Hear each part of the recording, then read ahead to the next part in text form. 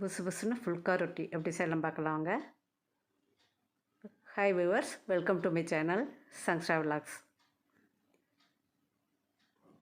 என்னோட channel subscribe பண்ணாதவங்க பண்ணிக்கோங்க, சப்போர்ட் பண்ணுங்கள். ஹிந்திக்காரங்க பண்ணுற மாதிரி தாபா கடைகளில் கிடைக்கிற மாதிரி ஃபுல்கா ரொட்டி நம்ம வீட்லேயே ஈஸியாக சூப்பராக பண்ணிடலாம். அதுக்கு ரெண்டு ட்ரிக்ஸ் தான் ஃபாலோ பண்ணணும். அது மாதிரி செஞ்சால் ஈஸியாக நம்மளும் செஞ்சிடலாம். வாங்க எப்படி பண்ணலான்னு இப்போ ஒரு பவுல் எடுத்துக்கலாம். பவுலில் 2 கப் அளவுக்கு கோதுமை மாவு சேர்த்துக்கலாம். அதுக்கு தேவையான அளவுக்கு உப்பு சேர்த்துட்டு நல்லா கலந்து விட்டுட்டு 1 டம்ளர் அளவுக்கு தண்ணி ஊற்றிட்டு முதல்ல பிசைஞ்சிக்கலாம். பத்தலைன்னா கொஞ்சம் தண்ணி ஊற்றிக்கலாம்.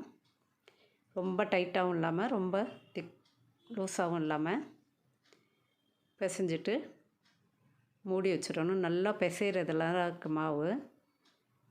10 நிமிஷம் நல்லா பிசையணும். பிசைஞ்சு மூடி வச்சுட்டு அரை மணி நேரம் ஊற வைக்கணும்.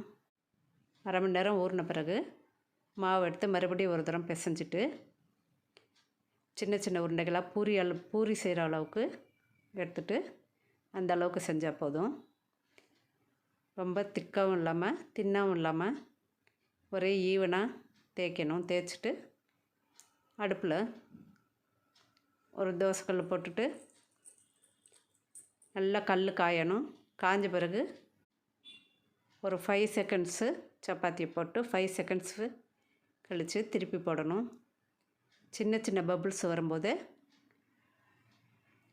எடுத்துட்டு அதே ஸ்டவ்லையே ஃப்ளேம் பெருசாக வச்சுட்டு அதில் போடணும். போட்டால் நல்லா புஷ்ஷுன்னு உப்பி வரும். 5 செகண்ட்ஸில் திருப்பி போட்டுட்டு நல்லா உப்பிடும். தேய்ச்ச சப்பாத்தியை கல் நல்லா சூடாக இருக்கணும். சூடாக இருந்தோன்னு போட்டுட்டு ஒரு 5 செகண்டில் திருப்பி போடணும். போட்டுட்டு லைட்டாக பபுள்ஸ் வரும்போது எடுத்துட்டு கல்லோடு எடுத்துட்டு அதே ஸ்டவ்வில் ஃப்ளேம் பெருசாக வச்சுட்டு சப்பாத்தி அது மேலே போடணும். போட்டால் நல்லா புஷ்ஷுன்னு உப்பி வந்துடும். அவ்வளோதான். வீடியோ பிடிச்சிருந்தா லைக் பண்ணுங்கள், கமெண்ட் பண்ணுங்கள், சப்ஸ்கிரைப்